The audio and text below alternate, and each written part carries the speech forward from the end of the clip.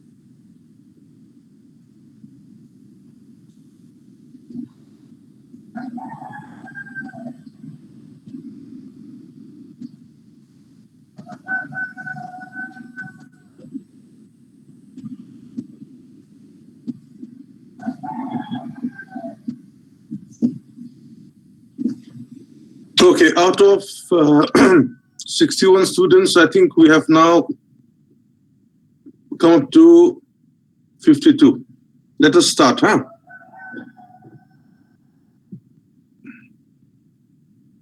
Yes, sir. Just hold on.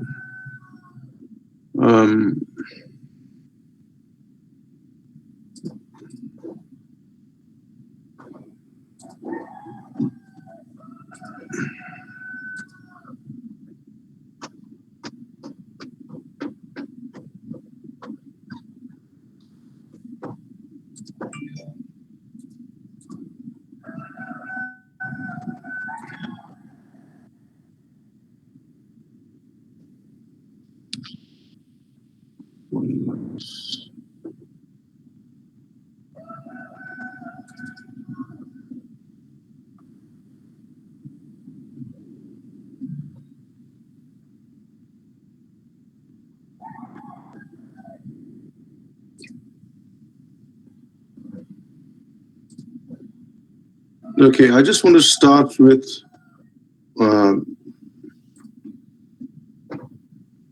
this.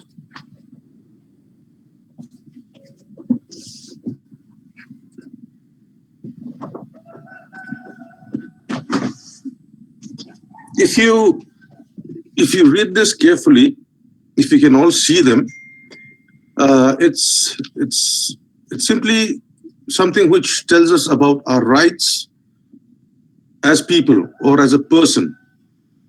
So here it says that one who knows the enemy knows himself and will not be endangered in 100 engagements.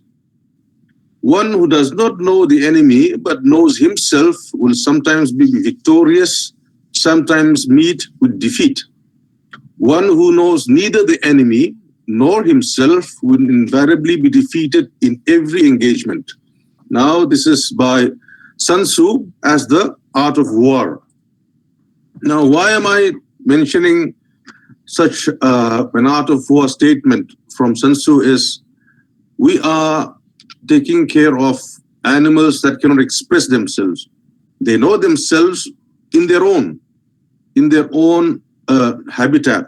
They know themselves how to become predators. They know that there some of them are even prey, and that food chain, or let's say that ecological food chain, is maintained. Now, today's main topic is about the rules and regulations concerned with captive animals.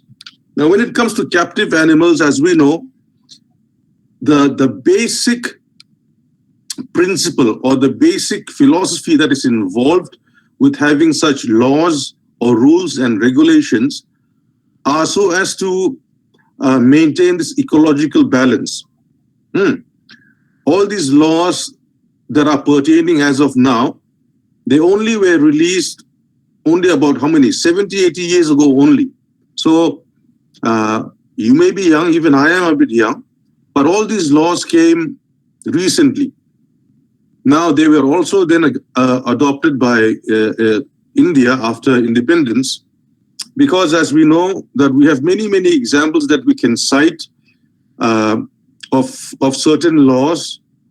I don't know if your generation knows, but while we were studying, one of our Bollywood actors, Salman Khan, was called to court many, many times because they allegedly went to a gaming or a gaming resort, or let's say a gaming park, where they shot deers. Now, he was booked under encroachment.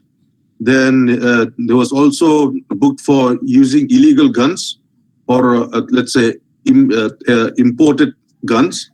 But obviously, the people or the government who were trying to oppose him, those who took him to court, eventually, after almost 10 years, he was acquitted. Okay, but anyhow, what I'm really trying to say is that there are many things which are within our law, within constituted by India itself. But unfortunately, there are certain times where captive animals.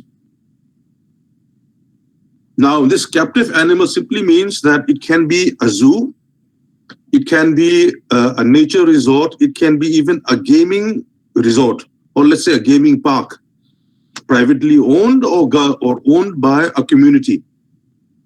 Like we had mentioned last week, of a forest area, right?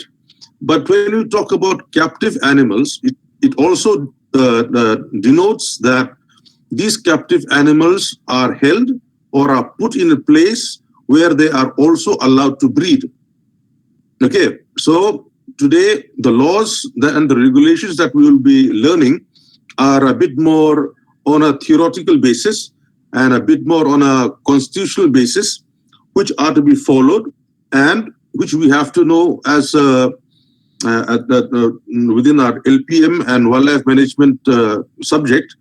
We have to understand a little bit of how veterinarians have to understand all such things, and who are the authorities who are ensuring that the law takes the upper hand. Okay, so let this be my opening statement for the class. Like I said, even like the previous class, I will not be taking it for too long, because the subject by itself or the topic by itself is very limited. It does not say wildlife per se, but wildlife in captivity. Okay. So I'll be reading out some of the articles which I have collected over the past few days. Some are new, some are not really new, but there are things which are pretty obvious. And I also will be sharing some some of the PDF formats today, which has been put up by WHO from Delhi. It is very concise in how they're trying to give the presentation, but it is in the PDF form. Anyhow, like I said, many of the articles which I try to look out for teaching you, there are some which I have written years ago. Even the notes which I gave you a few weeks ago, those are the ones which I wrote. But there are some which I cannot make it up, or I cannot, kind of smoothen it, because some of them have very definite words used that cannot be juggled around as if we are writing an essay. So, out of respect for all the professionals, whether they are in India or whether elsewhere, the main concept or the main philosophy of the whole Wildlife Protection Act, the laws and the regulations are pretty much the same all over the world. Okay. So anyhow, I'll be supplying you all those notes again, and most probably I think you'll be having some tests sooner or later. It will not be hard, but this class is majorly put up as your responsibility or as responsibility of veterinarians, as a veterinary doctor in wildlife, its propagation, its captivity, and its preservation. Okay, that is one of the major philosophy regarding our topic. Okay, without much ado, I'll just keep on reading some of the stuff. Okay, just hear me out. I will not take much time.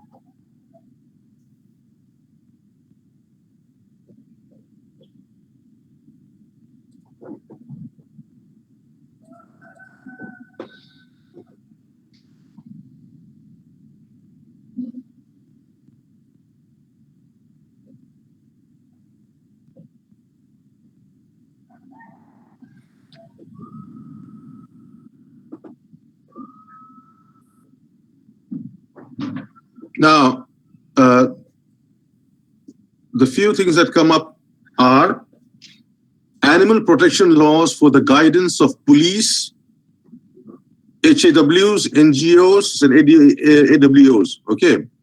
It simply means those who are given the power to either arrest, whether it is with warrant or without warrant. Okay. Now, all these laws and regulations, like we said, for captive animals are a bit different than the ones which are in the wild. So, majorly, the Prevention of Cruelty Animals Act 1960. Now, what were the major prescribed cruelties involved under this act, or it was further amended, which I will be sharing.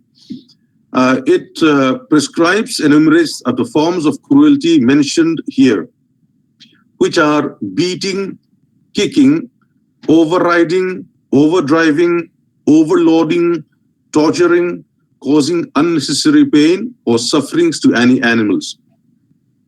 Okay. Now, this is under section 11, 1, A to O. Okay. Now we are coming to section 11, 1, A, out of which the beating, kicking is also put up. And the next is employing any animal which by reason of its age or disease unfit to be so employed and still making it work on labor or for any purpose. So under captive animals also, if that animal is deemed unfit, if the animal is with disease, and if nobody is taking care of it and it is still displayed, that becomes a violation against Prevention of Cruelty to Animals, even under captivity. Then, willfully and unreasonably administering any injurious drugs or injurious substances. Then, conveying or carrying either in or upon any vehicle or in such a manner as to subject it to unnecessary pain or suffering. Keeping or confining any animal in any cage or any receptacle which does not measure sufficiently in height, length, and breadth to permit the animal a reasonable opportunity for movement. Keeping for an unreasonable time any animal chained or tethered upon an unreasonably heavy chain or cord. Being the owner neglects to exercise or cause to be exercised reasonably any dog habitually chained up or kept in close confinement. Being the owner of any animal fails to provide such animal with sufficient food, drink, or shelter.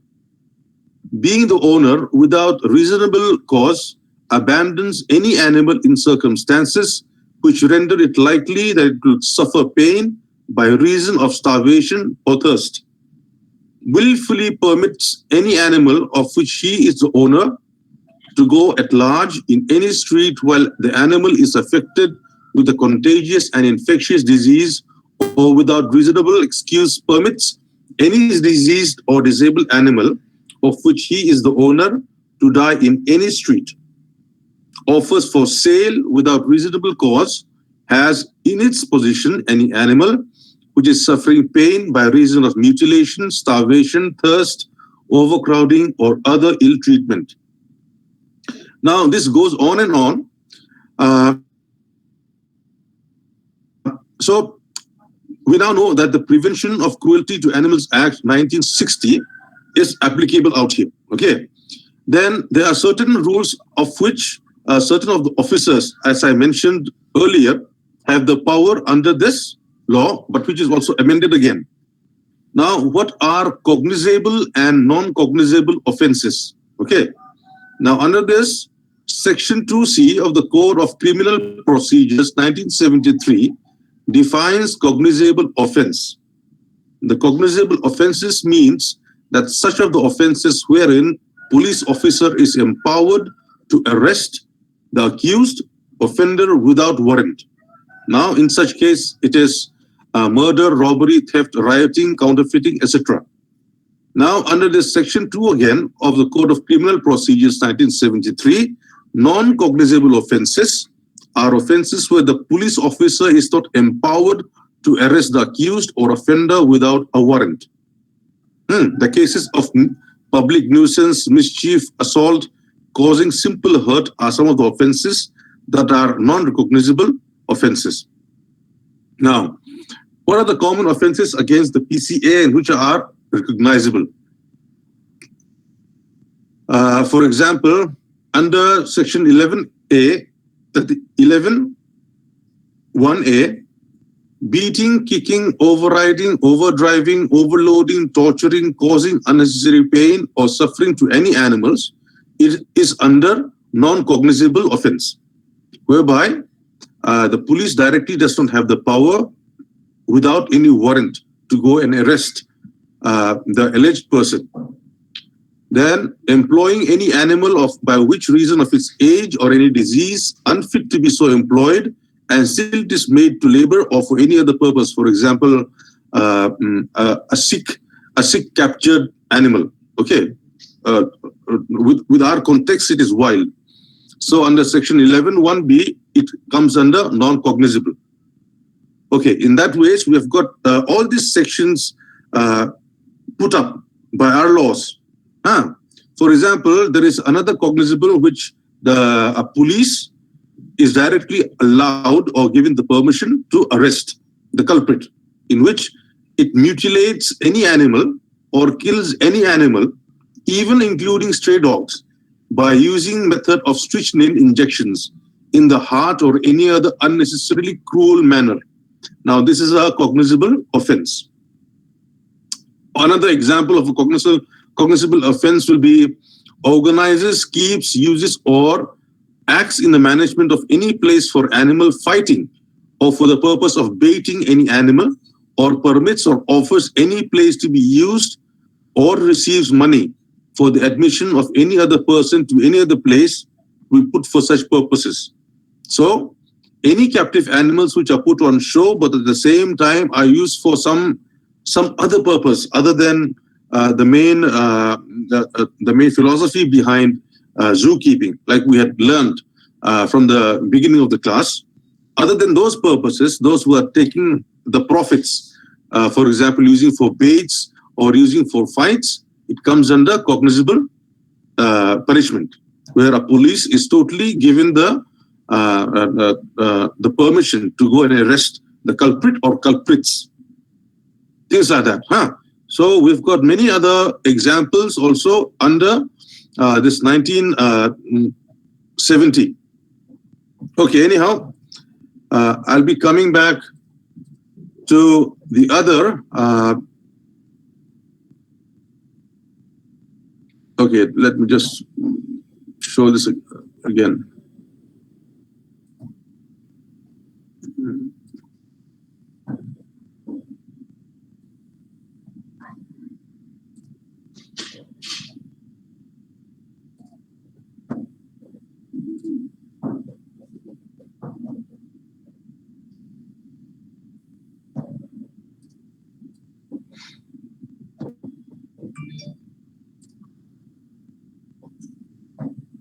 Now, this is by Mr. Samir Sinha. He's a very famous, what to call, an NGO, a part of an NGO called as the Traffic India, which is totally directly affiliated with WHO. Now, he has written this Wildlife Conservation Laws of India. Okay. Now, like I said, today's topic is not only dealing with, it does not completely deal with the wildlife conservation as such, because under wildlife conservation, it does not always confine to, flora or fauna. Okay, it is a collection of everything. Anyhow, then what we go is, in the beginning is, we have the first Indian Forest Act, which was enacted in 1865. Now, this was most probably to do with elephants and the major hauling of wood, which was also a part of the trade during the under the English, under the English. So we have the first Indian Forest Act enacted in 1865.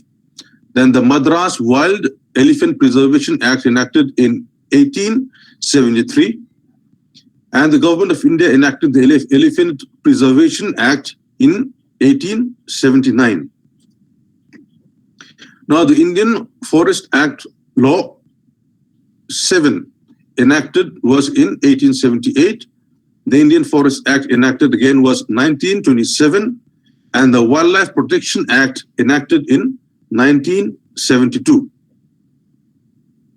Now, other important acts of parliament which impacts wildlife conservation is, as we mentioned, Forest Conservation Act 1980 with amendments made in 1988, an act to provide conservation of forest and for matters connected within or ancillary or incidental thereto. Then we've got the Environmental Protection Act 1986, which was amended number 29 of 1986, 23rd May 1986. An act to provide for the protection and improvement of environment and for matters connected therewith. Now, 1972 Wildlife Act was an act to provide for the protection of wild animals, birds and plants and for matters connected therewith or ancillary or incidental thereto, with a view to ensuring the ecological and environmental security of the country. Now, nature of offences, I had, like I mentioned before, all these acts allow cognizable, non-cognizable, bailable, non-bailable, compoundable, and not compoundable punishments. The Wildlife Protection Act of 1972 extends to the whole of India except for Jammu and Kashmir. Various species classified in Schedule 1 to Schedule 6. Have we all been taught the schedule involving our wildlife.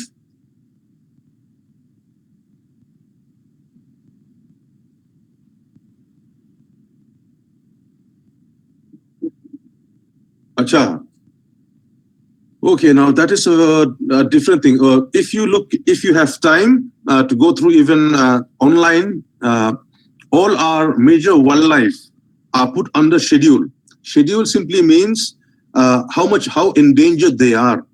Okay, and according to the title, which is these schedules are also internationally, it is updated every year or every 3 years.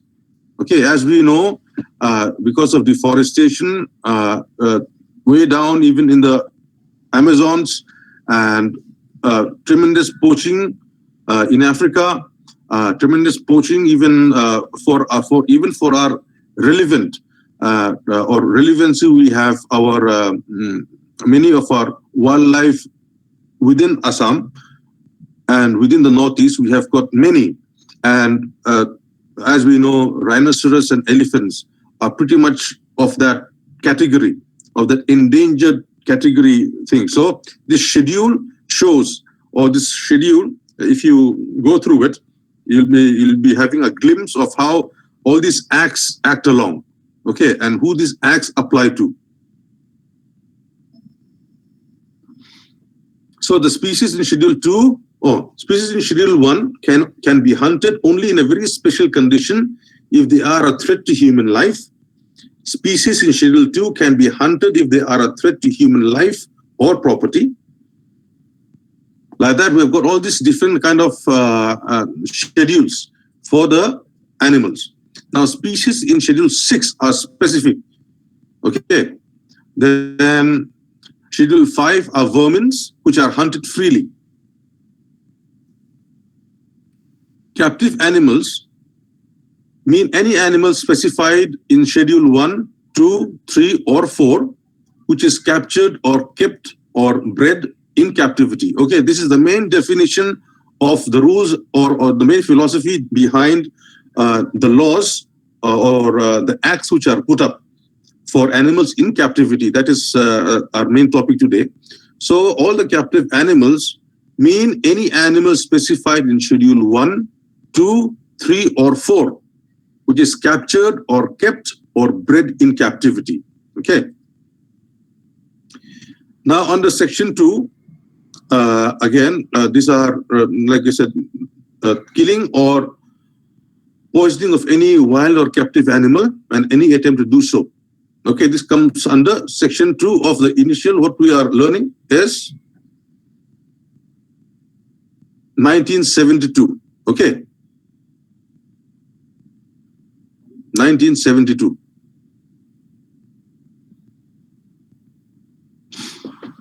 Under which Section 2, 16, includes killing or poisoning of any animal or captive animal or any attempt to do so.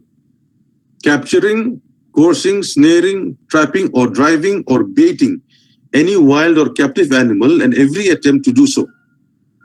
Injuring or destroying or taking any part of the body of such animal or damaging the eggs or nest of such birds or reptiles. Meat includes blood, bones, sinew, eggs, shell or carapace, fat and flesh, with or without skin, whether raw or cooked, or any wild or captive animal other than vermins. Under 1972, 31, which mentions that trophy means the whole or any part of any captive or wild animal other than vermin, which has been kept or preserved by any means, whether artificial or natural, which includes rugs, skins, specimens of such animals mounted in whole or in part through taxidermy, antlers, bone carapace, shell, horn, rhino horn, hair, feather, nail, tooth, tusk, musk, eggs, nest, and honeycomb. Section 36 says wild animals, which means any animal specified in Schedule 1 to 4 and found wild in nature. Wildlife includes any animals, aquatic or land vegetation which forms part of any habitat. Now we have the protected areas under which all these sanctions sections are put up in 1972. Sanctuary, which comes under Section 8 to Section 34, National Park, Section 35, Conservative Reserve, Section 36A to B, Community Reserve, Section 36 C to D.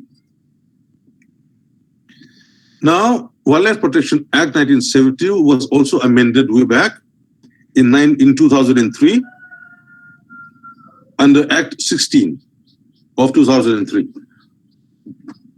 which proposed that captive animals and wild animals included in Schedule 1 and Part 2 of Schedule 2 of the Wildlife Act and their parts and products can be acquired only by way of inheritance. Okay.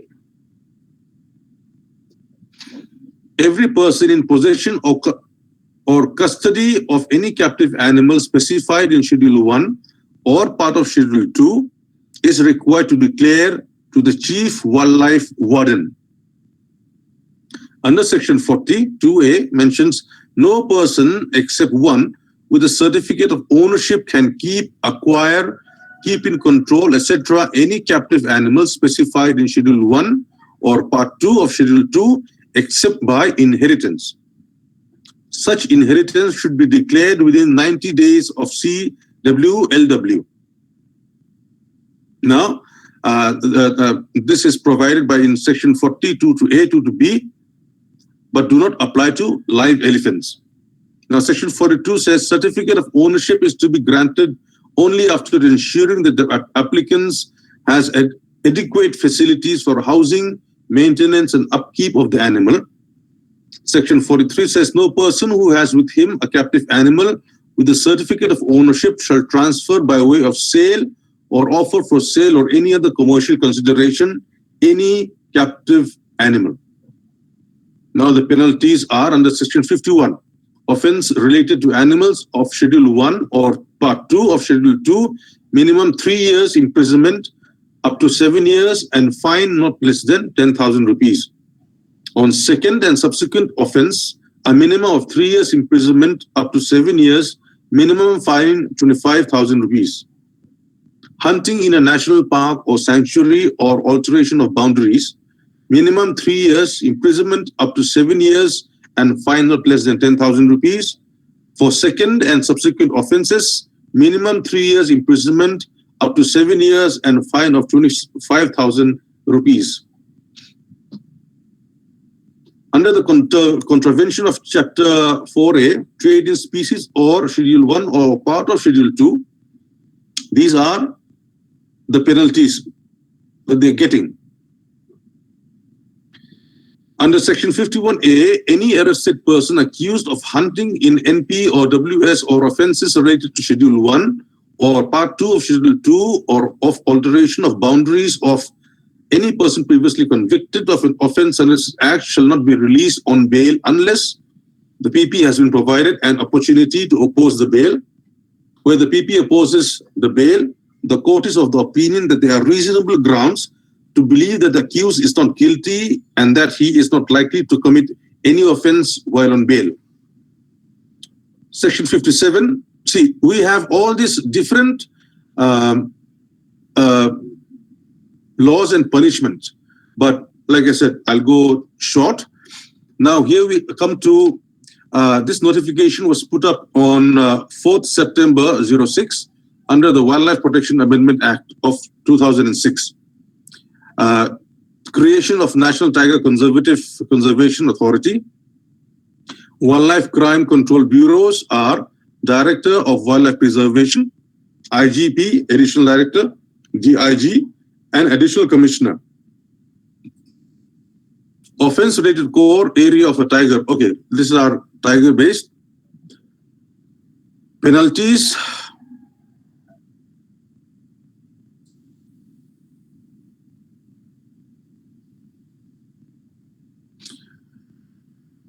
And while we are going through this, there are certain cases which have been mentioned here, okay, where the directions of the Honorable Supreme Court in D.K. Basu versus State of West Bengal. Now, this is 1997. This is a case, and this where the the hearings or the verdicts. Requirement for police personnel while arresting or detaining any person is a person carrying out arrest should carry proper, visible and clear identification and name tag with designation. Details of all persons who carry out interrogation of the detainee should be recorded in the register. Memo of arrest must be prepared and must be attested by at least one witness. It should be countersigned by the arrestee and should contain the time and date of arrest. Time, place of arrest, and venue of custody of person arrested must be intimated to the next of kin or relative of the accused through the district legal aid forum and the police station of the area concerned, telegraphically within a period of 8 to 12 hours after arrest. The arrested person should be informed of his right to have someone informed of his arrest or detention as soon as he is arrested. If the arrestee so desires, he must be examined for minor or major injuries, if any, and these should be recorded. The arrestee must be examined by the qualified doctor every 48 hours during detention.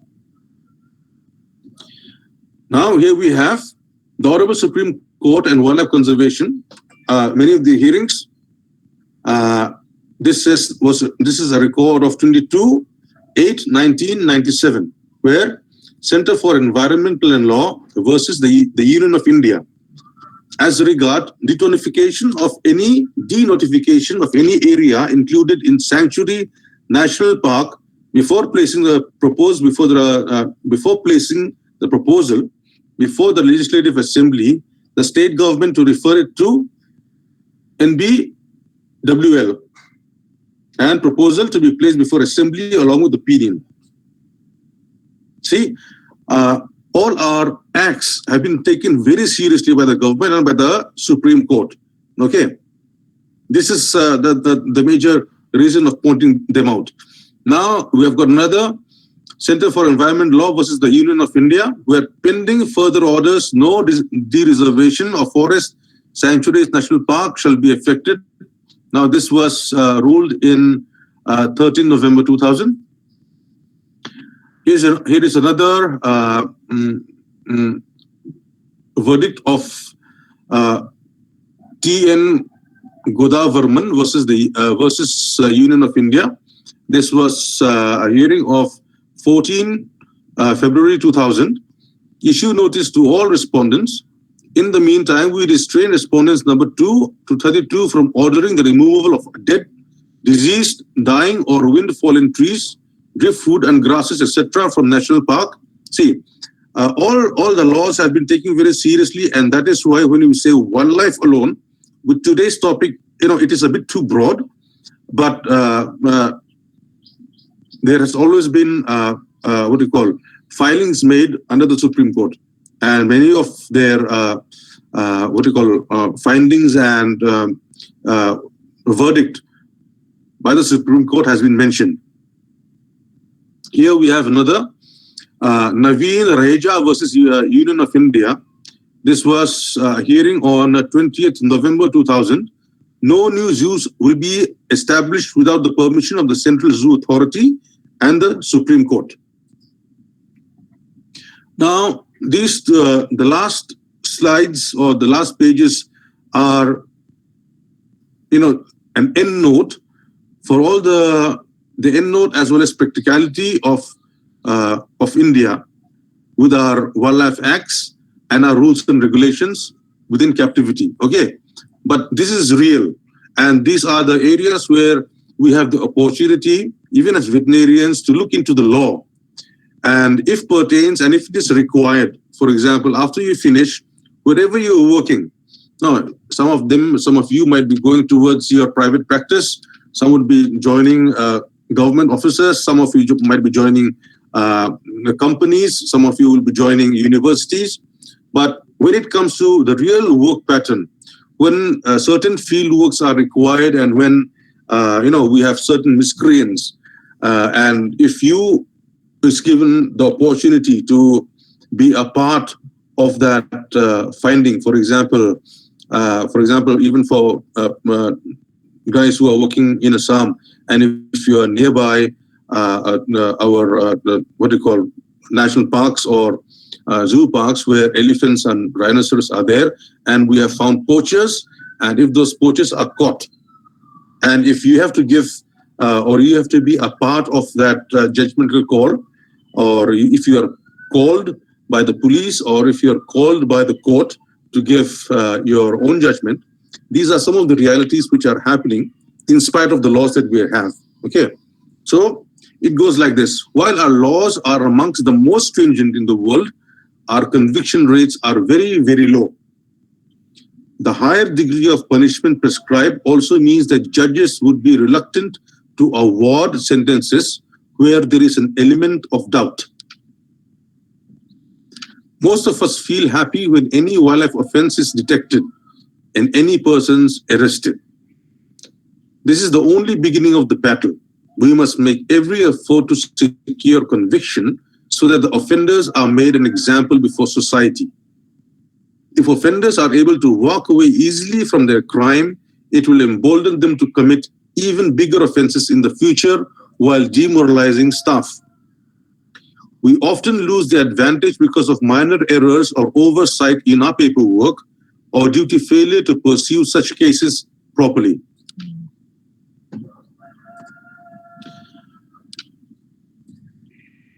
Okay, so in a nutshell, all the literatures that I have read out are, let's say, a purview to the reality of things and what are the challenges that lay ahead for us as veterinarians.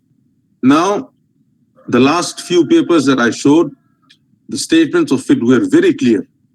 Okay, many a times we want to find, or we want the encroachers, the poachers, the people with with dark minds who are causing pain unnecessarily to the captive animals for whatever reasons. Okay, but we have laws that allows us to fight for the animals that cannot talk, fight for the animals that will represent ecology.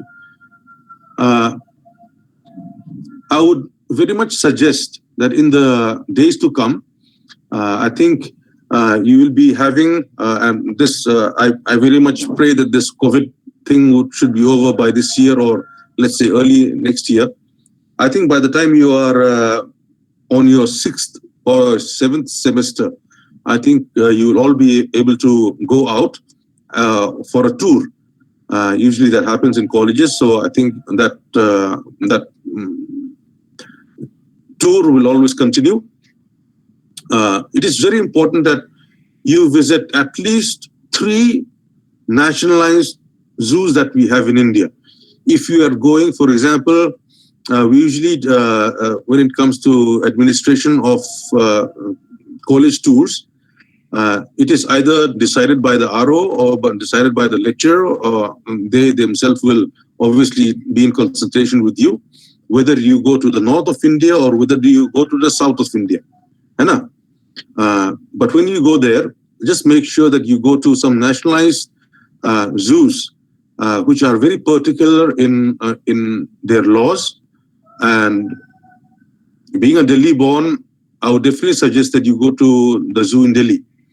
It is very old, but since the last time I went there, I think many new changes have been brought because internationally, we have got many conservatives and NGOs who are always pressing the government also to take care of its captive animals, so that it becomes a tourist opportunity as well. So I would definitely suggest that when we go for such tours, you see, you look at the zoo, you ask people around, and if your class representative or if the lecturer accompanying you can request the zoo management to give you at least half an hour or 1 hour of certain zoo lectures, it will be very interesting for you later also. And as we know that in many of our institutes like this, wildlife enthusiasts do not necessarily have to be of a veterinary background. Uh, and as far as establishment and administration of captive animal institutions are concerned, institution in the sense a national park or a zoo, many veterinarians cannot be employed as such. But then there are always opportunities even by zoos and national parks where job prospects are always there. So I would definitely suggest that as you study for the next 4 years, try to weigh all the things that we'll be studying. If you want to go on a laboratory basis, okay, do that. But then again, the basic of your conclusion of your what you call scientific conclusion, whether it's on a disease investigation or some bacterial or viral inoculation or separation or trying to isolate them, the eventual always comes is to knowing the habitat of the animal, knowing its characteristic, whether it's totally domesticated or it is wild. Now, even if we go for our private practices, we will also know that many a time certain wild animals are also brought to our clinics. So you just cannot always presume that all your patients are going to be domesticated cats or dogs, things like that. So you also have to be aware of certain wild animals. And within such examples that I have just stated, whether you're working for a company or a government or even for a university, I would definitely suggest that you look into wildlife as an interesting adventure. Okay, as you learn along, and all the laws that we have and the rules that we have pertaining our wildlife, it is for us so that we can make the judgmental call for whoever is being offensive or whoever is found to be the culprit.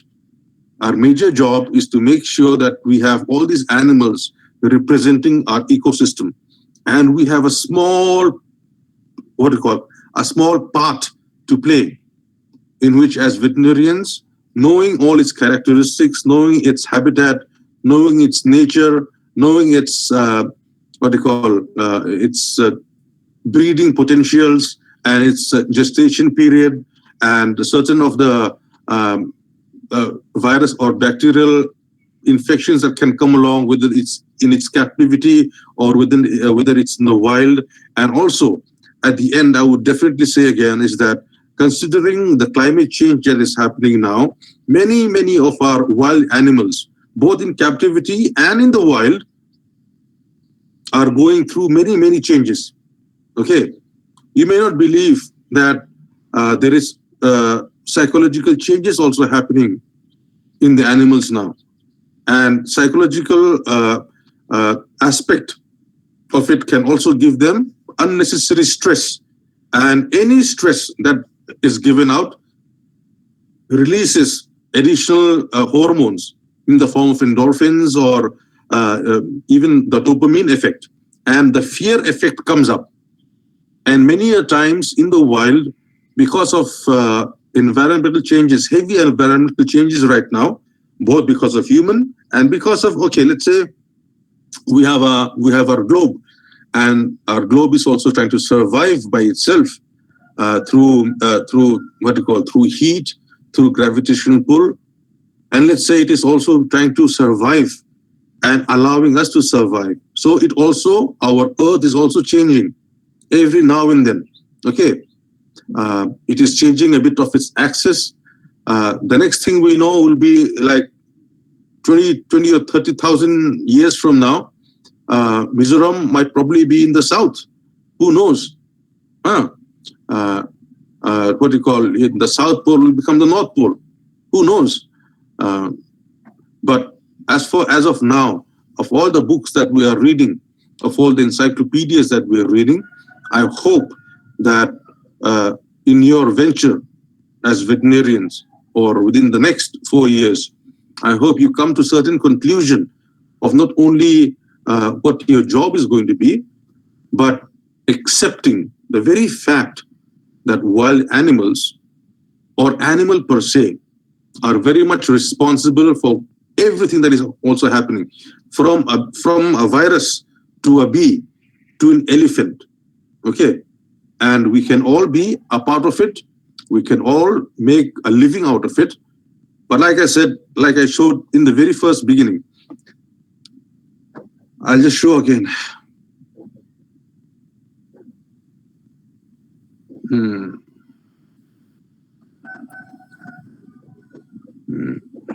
Just hold on.